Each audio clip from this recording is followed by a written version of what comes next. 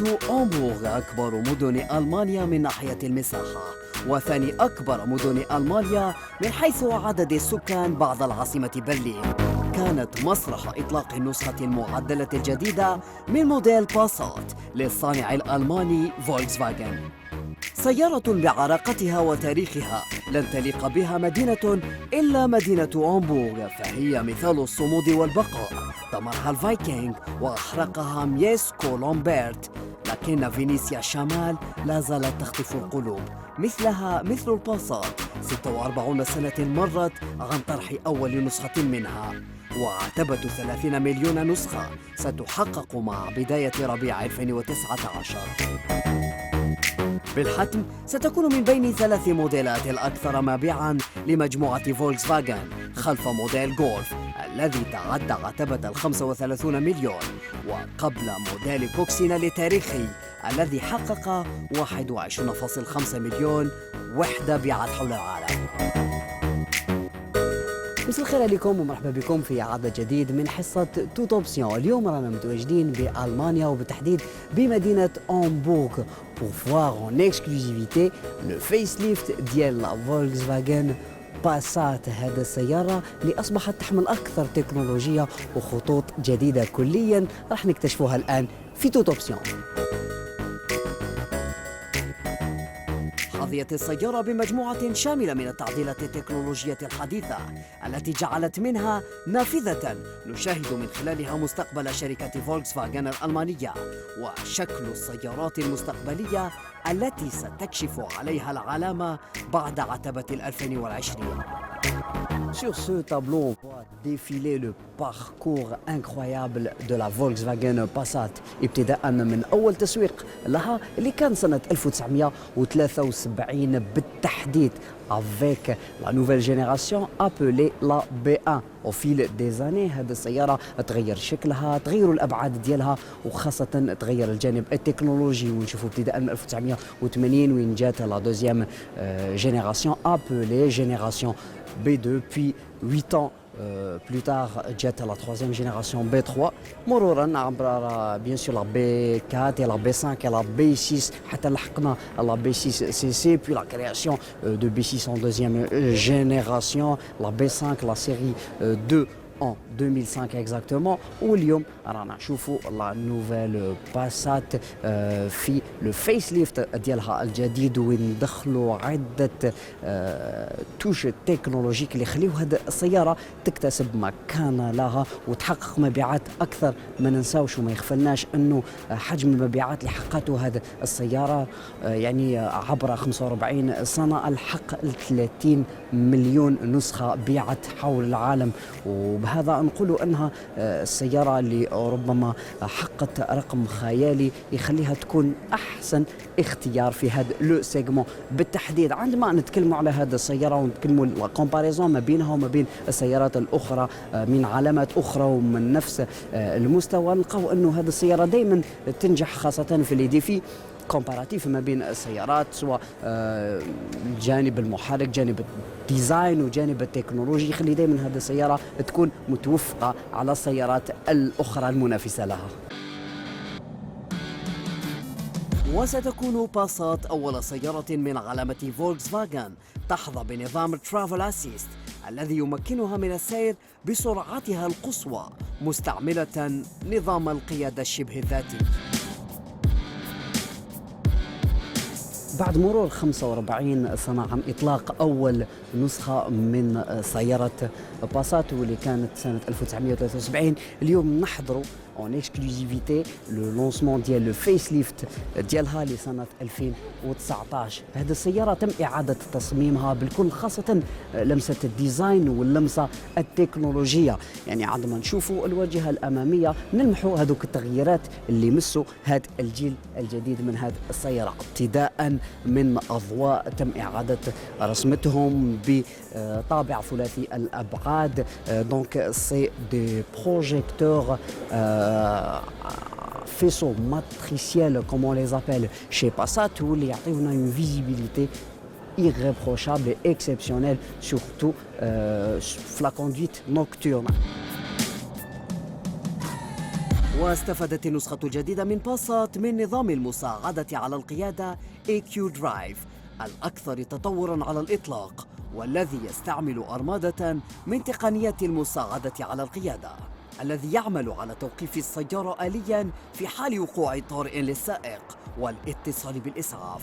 كما نجد نظام الفرونت أسيست ومنبه النقاط العمياء والراجلين. عندما نشوفوا الواجهة الأمامية نقدر نقولوا أنه هذه السيارة تشبه كثير النسخة التي تم إطلاقها خلال فعاليات معرض ديترويت، خاصة من الشكل الأمامي للواجهة اللي أصبحت plus imposante. Donc un nouveau dessin qui a touché cette grille de calandre. Une autre chose, un petit changement au niveau du bouclier avant et même du bouclier arrière اللي يخلي هذه السيارة تكتسب جينات جديدة وتبقى دائما في المنافسة. C'est vrai qu'on a attendu beaucoup pour voir le facelift هذا ديال la Passat, mais bien sûr les exigences ديال النوفيل نورم اللي راهم يعني اكزيجي لنا في اوروبا وحول العالم خلوا هذه السيارة تتأخر بعض الشيء. لكن le résultat est là, خاصة côté design. C'est vrai que quelques journalistes ou professionnels vont dire que le côté stylistique ما كانش كبير، كان فقط بعض اللمسات الخفيفة، لكن احنا عندما نشوفوها حقيقة أنها ما تشبهش كثير ربما أول النسخة اللي بدأت التسويق ديالها منذ حوالي 3 أو 4 سنوات بالتحديد. أيضا نشوفوا لمسة الأضواء الأمامية ولي زونتي برويار اكزاكتومون اللي ياخذوا اون فورم دو سي، يعطوها طابع ويعطوها بلوس دو كلاسيسيزم، واللي تخلي دائما هذا السيارة تتمتع بالكلاسيكية اللي تحتاجها وتكون منافس قوي لعلامات أخرى.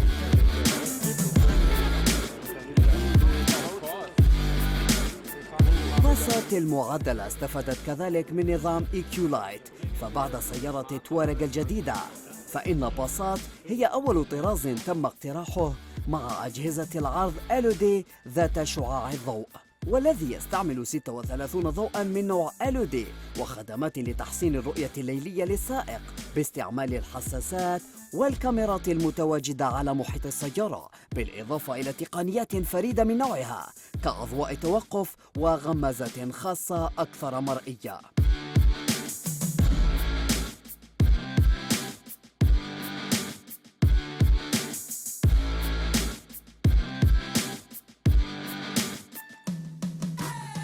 نشوفوا أكثر الخطوط الجديدة اللي تم إدماجها على التعديل ديال سيارة فولكسفاغن باسات، وهذا نشوفوه ويتضح جليا من جوانب هذا السيارة مع خطوط رفيعة جدا وحادة تمتد من مقدمة السيارة حتى الخلفها باش تعطينا دائما الجانب الرياضي، وما ننساوش الجانب الكلاسيكي الذي يتجلى في كل من لمسات الكروم اللي كنا سبق شفناها في الواجهة الأمامية على كل من الشبك الأمامي وحتى لابارتي باس ديال لو بوكليي.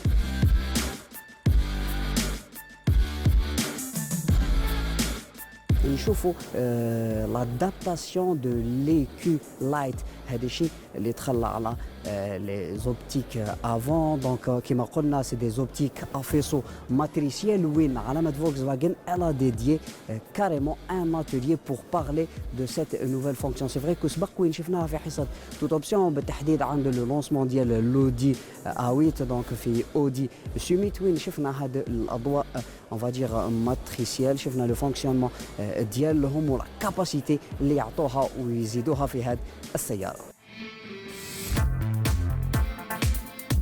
تقنية الوي كونكت توفر نظام المعلومات والترفيه، خدمات البث، راديو الانترنت، تكنولوجيا تطبيقات الويب والتحكم الصوتي في السيارة. Trouver restaurant. Donc je demande un restaurant. Elle va nous trouver un restaurant dans les environs. Dommage qu'on ne peut pas démarrer. Ah oui. Voilà, on a une liste de restaurants. Autohof Hammerdeish, Safran. Safran Wakel, c'est un peu Bella Roma, c'est italien, à Lido. Donc, où qui maintenant a ligne 2. Safran, c'est la ligne 2, c'est la deuxième position. Vous pouvez indiquer une destination spéciale ou un numéro de ligne dite. Entrez de nouveau la destination spéciale. Le canard, 50 résultats restaurants les environs. On va lui dire Safran. C'est le numéro 2.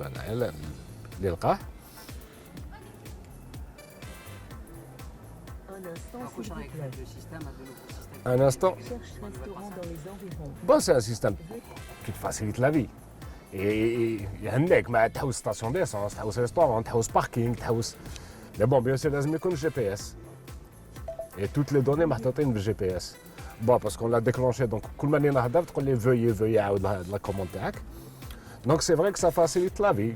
Donc تحوس على un resto, تحوس على stationnement, surtout à Alger. Donc ou la fois في قسنطين, pas de problème de stationnement. C'est sympa, c'est un plus. الجانب الداخلي اللي دخل على سيارة باسات المعدلة لسنة 2019 يحمل كثير من التكنولوجيا. ما توقفوش فقط على اللمسات اللي خصت الشكل ولا التصميم ولا الموبيليي أبوغ اللي نقولوا دائما يبقى في مستوى يبقى راقي جدا إلى حد بعيد.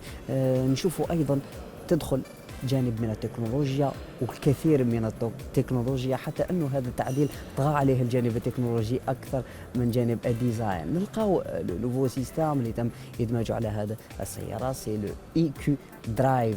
هنا راح نتعرفوا عليه اكثر لو كنا قمنا بتجارب اداء هذا السياره، لكن راح نتكلموا لكم بريفمون على هذا لو سيستم. دونك سي ان سيستم ديد لا كوندويت اللي يساعد السائق على التحكم اكثر في هذا السياره، ابتداء من لاين اسيست، امرجنسي اسيست، بارك اسيست. دونك ارماده من نظم المساعده على القياده اللي تضاف لهذا لو سيستم لو اي كيو درايف اللي تم ادماجه لاول مره على سياره فولكس فاجن وسياره باسات بالتحديد. هذا النظام يساعدنا الى حد بعيد ليس فقط في التحكم في السياره، لكن يعطينا اريحيه اثناء قياده هذه السياره. كما تم تجهيز السياره بنظام ديجيتال كوكبيت في جيله الثاني للوحه القياده، والذي اصبح اكثر وضوحا ودقه مما مضى بثلاث خيارات للعرض. في الجانب الخلفي ايضا نلمح تعديلات ما نقولوش جذريه، لكن لمسات تخلي هذه الباصات ترجع اكثر شبابيه وتخرجها من هذاك الطابع، يعني ما تصبحش فقط يعني سياره موجهه لفئه عمريه معينه، لكن علامه فولكس فاجن ارادت تشبيبها باضفاء لمسات جديده على الاضواء الخلفيه. دونك سي دي فو كليك كلاك كوبيي دو لا فواتور اس يو في تواريغ exactement. وهذا la fonction تدخل في les normes de sécurité où on va dire qu'elle sécurise le conducteur ديال هذا السيارة وحتى السيارات الأخرى، لأنه هذا l'option les click clack donc des clignoteurs ولا des feux de stop en click clack يخلوا le conducteur اللي يكون خلفنا يكون plus vigilant وينبهوه أكثر يعني بلي هذا السيارة اللي en train de freiner. Une autre chose نلمحوها في هذا السيارة c'est bien le logo ديال فولكس فاجن اللي يجي لهنا centralisé avec la signature Passat أيضا اللي تجي جوست تحته. هذا ايضا ذكرنا بلا سيناتور اللي نوجدوها في سيارات التوارق. لا فيرسيون يعني اللي راح نتكلموا عليها، يعني عندما نتكلموا على المحرك سي بيان لو جي تي او اكزاكتومون، سي اون فينيسيون اللي تم اختيارها على هذه السياره. دونك تو سامبلومون سي اون بارل دو ديزاين نقولوا هذا السياره تتبع نفس الفلسفه اللي تعتمدها علامه فولكس فاجن على السيارات الاخرى، وهي ايضا تحمل خطوط مستقبليه. دونك اون فا دير كال ديفوال ان بتي بو لو فيتور ديال سيارات فولكس فاجن التي سيتم الافصاح عليها ربما بعد سنه سنتين وحتى 4 سنوات. كما عملت فولكس فاجن على باقة من المحركات الجديدة التي تقلل من انبعاثات غاز ثاني أكسيد الكربون وفق معايير يورو 6 دي، وحتى نسبة الصفر من غاز ثاني أكسيد الكربون في المدينة بالنسبة لمحرك جي تي او الهجين.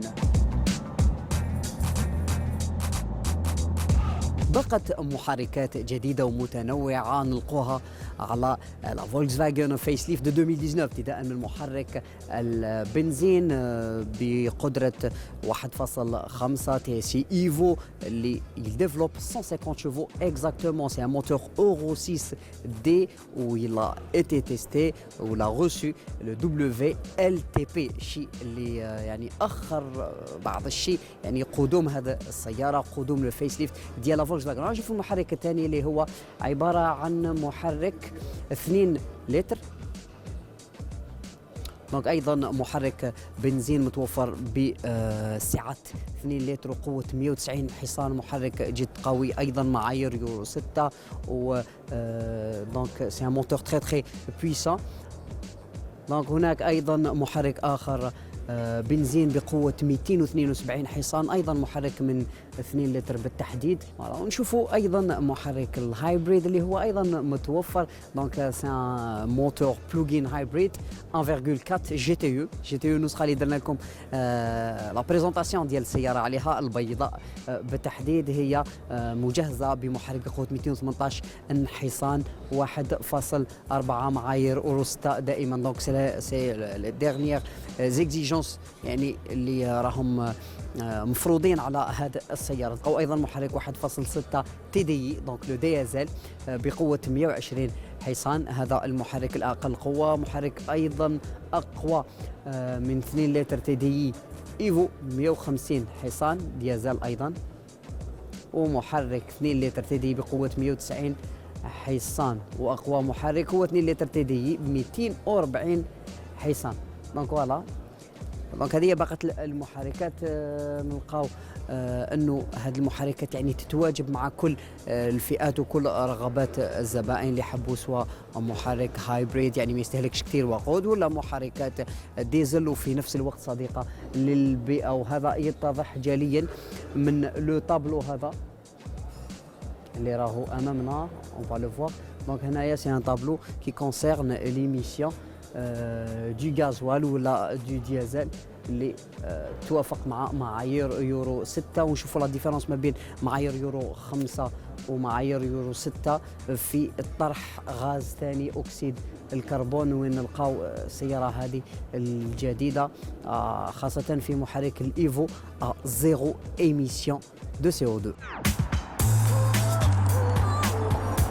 وتتوفر السيارة على 3 نظم للقيادة قابلة للتعديل حسب رغبة السائق وطبيعة الطرقات، حيث يتم تغيير نظام التعليق وتوقيت تجاوب علبة السرعات حسب أنماط القيادة المتوفرة.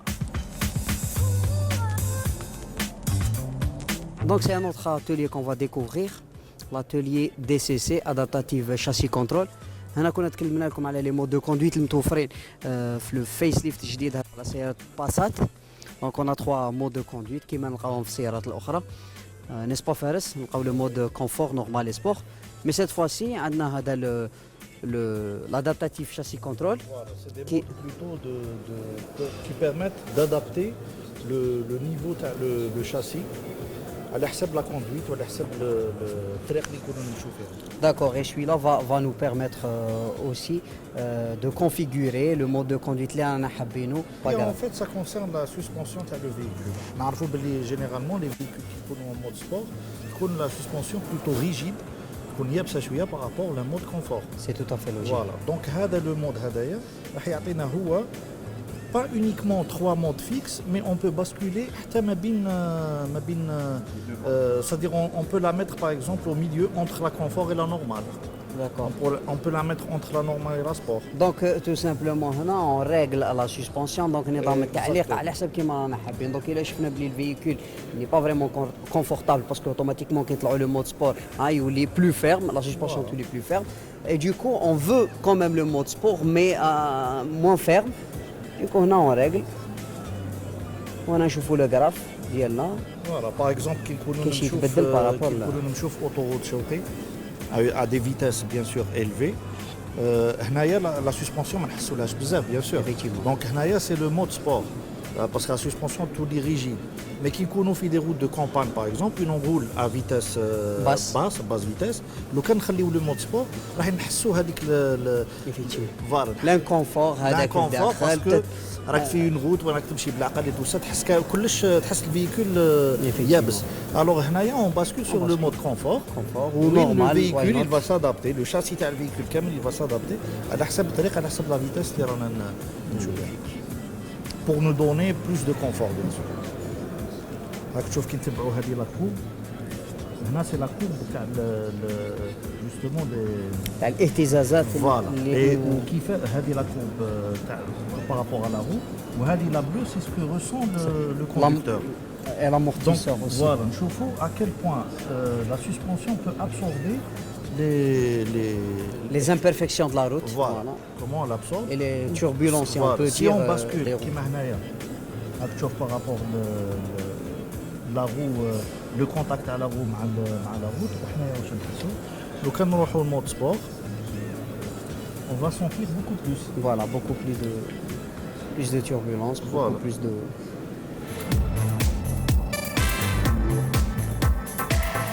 فولكسفاغن ستفتح الطلبات المسبقة للزبائن حول الموديل ابتداء من شهر مايو القادم، على أن يتم تسويقها في ألمانيا نهاية شهر أوت 2019.